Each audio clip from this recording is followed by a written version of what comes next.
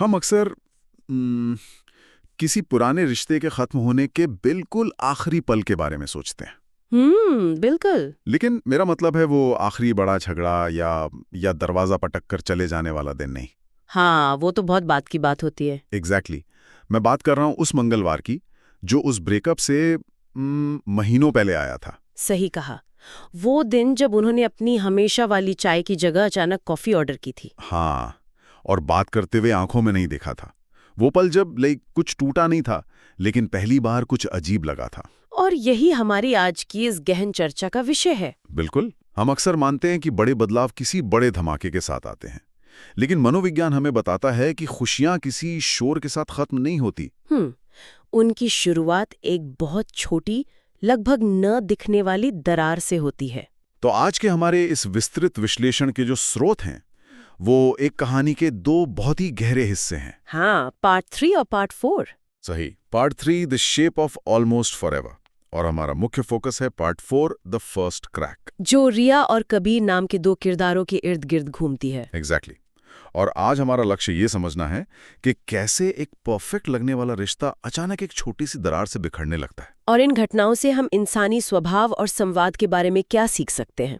तो चलिए इसे थोड़ा खोलते हैं। बिल्कुल। अगर हम कहानी के शुरुआती हिस्से को देखें, यानी ऑलमोस्ट फॉरएवर वाले फेज को, तो ये सर्दियों का वो समय था जब रिया और कबीर ने दिखावा करना बिल्कुल बंद कर दिया था। मतलब कोई लेबल नहीं था उनके बीच। हाँ, एग्जैक्टली। बिना किसी लेबल के उन्होंने कुछ ऐसा बना लिया था जो एकदम घर जैसा लगता था। हाँ, और वो छोटी छोटी आदतें, शुक्रवार को पेस्ट्री खाना, और रविवार को लंबी सैर पर जाना, और सबसे जरूरी बुधवार उनका अपना दिन था। हाँ, जिसमें कोई बहाना नहीं चलता था। No excuses. मुझे वो पावर कट वाला वाकया याद आ रहा है। ओह हाँ, वो बहुत ही पावरफुल मोमेंट था।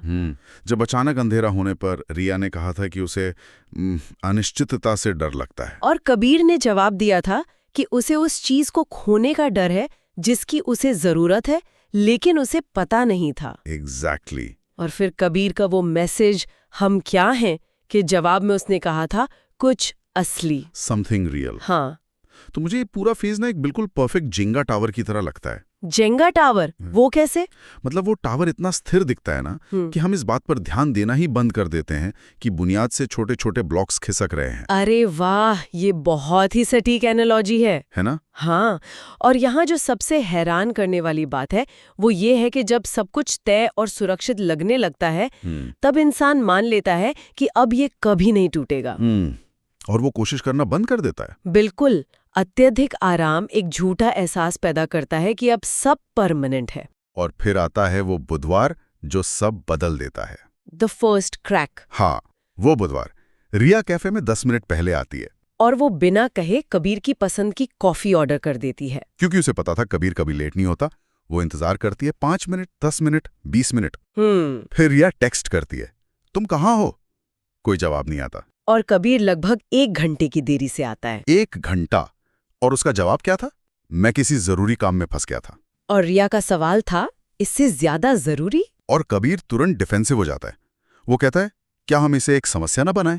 एग्जैक्टली। यहां पर बात सच में बहुत दिलचस्प हो जाती है, क्योंकि देखो, रिया कबीर के लेट होने पर गुस्सा नहीं है। वो बात नहीं है। बात यह है कि उसे इस बात की तकलीफ है कि कबीर ने बुधवार को कोई बहाना नहीं वाले नियम को तोड़ा। बिल्कुल। ये सिर्फ देरी नहीं थी, ये प्राथमिकता का बदलना था। प्रायोरिटी शिफ्ट हो गई थी।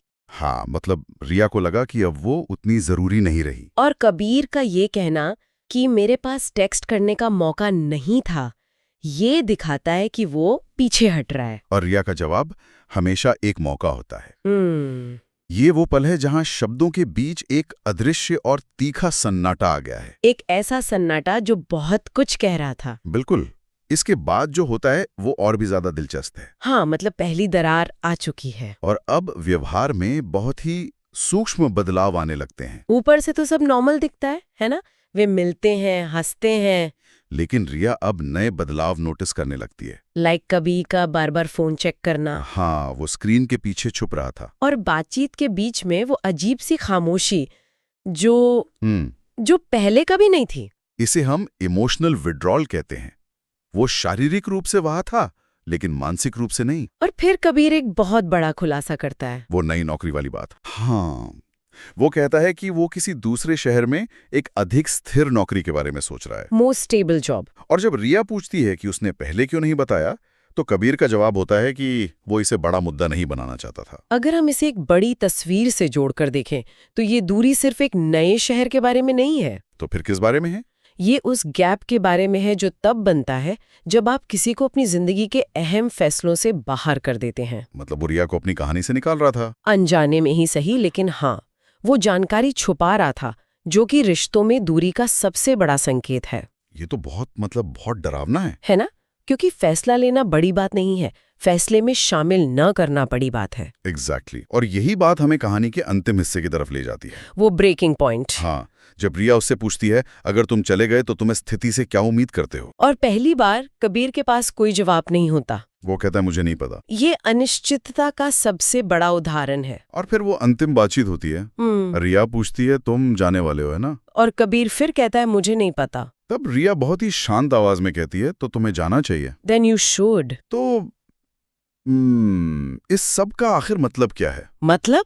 हाँ, मतलब मुझे ये एक घोस्ट शिप की तरह लगता है। Ghost ship? हाँ, लाइक जहाज बाहर से बिल्कुल सही दिख रहा है, लेकिन अंदर के लोग इसे पहले ही छोड़ चुके हैं। बहुत गहरी बात है ये। तो रिया का ये कहना कि तुम्हें जाना चाहिए, क्या ये उसका बचाव है या ये एहसास कि कबीर इमोशनली पहले ही जा चुका है? ये एक बहुत जरूरी सवाल खड़ा करता है। कबीर का ये न कहना कि मैं रुक जाऊंगा ही अपने आप में एक पूरा जवाब था। मतलब उसकी खामोशी ही जवाब थी। बिल्कुल। रिया का उसे जाने के लिए कहना असल में उस रिश्ते की हकीकत को स्वीकार करना है। उसने सच को एक्सेप्ट कर लिया। हाँ, क्योंकि कबीर तो फैसला लेने की हिम्मत ही नहीं जुटा पा रहा था। ये वाकई बहुत कुछ सोचने पे मजबूर कर देता है। बिल्कुल। अगर हम इसे अपने सुनने वालों के जीवन से जोड़ें, तो इस डीप डाइव से हमें क्या सीखना चाहिए? यही कि रिश्ते रातों रात नहीं टूटते। हम सभी को अपनी जिंदगी में, चाहे वो दोस्ती हो, काम हो या प्यार हो, इन पहली दरारों को पहचानना आना चाहिए। The first cracks. हाँ, वे तब टूटते हैं जब हम उन छोटी छोटी देरियों और फोन की स्क्रीन में खो जाने वाले पलों को नजरअंदाज करते हैं। हम उन्हें बस एक बुरा दिन समझकर छोड़ देते हैं। एग्जैक्टली। तो अंत में मैं बस एक ख्याल के साथ इस चर्चा को खत्म करना चाहूंगा। बताइए। अगर लगभग हमेशा, मतलब ऑलमोस्ट फॉरएवर, बिल्कुल हमेशा जैसा ही महसूस होता है जब तक कि वो खत्म ना हो जाए। सही बात है। तो क्या किसी रिश्ते की असली कामयाबी दरारों को रोकना है, या फिर कुछ और? या फिर ये सीखना है कि जब जिंदगी की लाइट चली जाए और चारों तरफ अंधेरा हो, तब एक दूसरे से सच कैसे बोला जाए? मुझे लगता है सच बोलना ही सबसे जरूरी है। बिल्कुल। तो इसी विचार के साथ आज की इस गहन चर्चा को यहीं रोकते हैं। सोचने के लिए बहुत कुछ है। अगली बार फिर मिलेंगे।